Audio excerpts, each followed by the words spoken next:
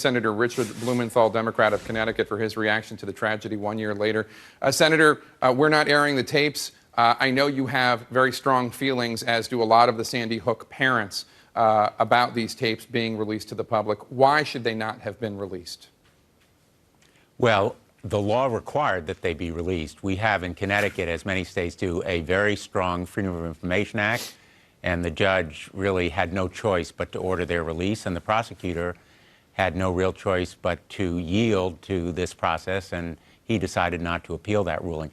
But of course, my heart went to the families because they are now reliving the unspeakable tragedy of that day. I went to the school and to the Sandy Hook firehouse that day, and I will never forget the sights and sounds of parents emerging, knowing that their children would not be coming home that day. And I think the tapes bring back those memories, force the entire community and indeed the state, all of us involved on that day, to relive the horrific grief. And of course, the speed that all of this occurred is also another takeaway from those tapes. It's not only the scope and the horror and the courage of those educators who were on the calls, but also the speed of everything that happened.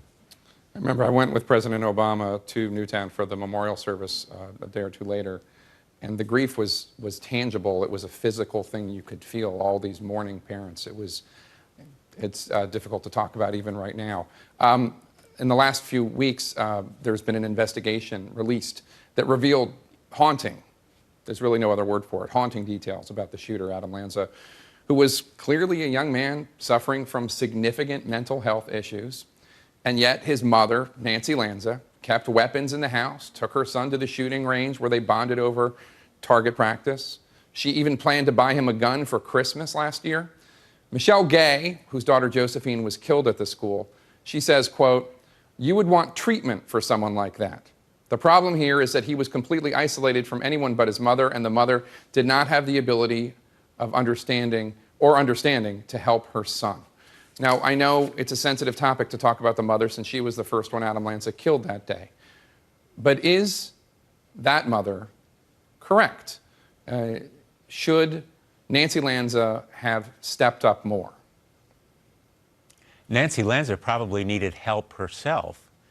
And certainly as a parent of 4 children, I can speak personally about the challenges of parenting, not in this kind of situation, but easy to say in hindsight what she should have done. The point is, what society should have done was to reach out to Adam Lanza and provide the kind of diagnosis and treatment that we would hope a civilized country would provide. And that is directly, I think, relevant to these tapes, as well as the investigative report, that a mental health initiative ought to be common ground, that the nation has to do more to provide mental health outreach and treatment to young people, people of all ages.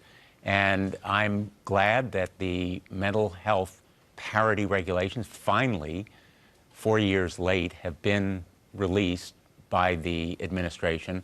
But the need for Adam Lanza to have received help so that, like him, other dangerous people may be helped before they commit these atrocious crimes. Last January, Senator, just a few weeks after the tragedy at Sandy Hook Elementary, support for stricter gun control was at 55%. Now, according to a poll released today by CNN, that number has dropped to 49%. Back in December of 1993, just days after the Brady Bill was signed into law, 70% of Americans supported stricter regulations on gun ownership. What's going on? Your side of this debate is losing the public opinion war. I'm not so sure that my side of the debate, which is in favor of sensible, common sense measures to control gun violence, is losing the debate. We need to prevent gun violence. I think the vast majority of American people, you know, the polls show 80, 90% believe that background checks are appropriate. Mental health initiatives are really common ground. They unite both Republicans and Democrats.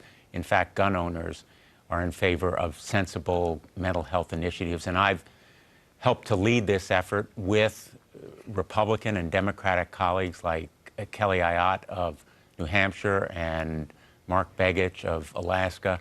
And we also need to be mindful of the lessons of that tape, those tapes that have been released. The speed of this massacre was enabled by the use of an assault weapon and a high-capacity magazine, or a series of magazines, that enabled the shooter to kill 20 beautiful children, 6th-grade educators, in a matter of minutes. And that speed comes across on the tape as well. To your point about the grief, you know, the community is still healing on this one-year anniversary.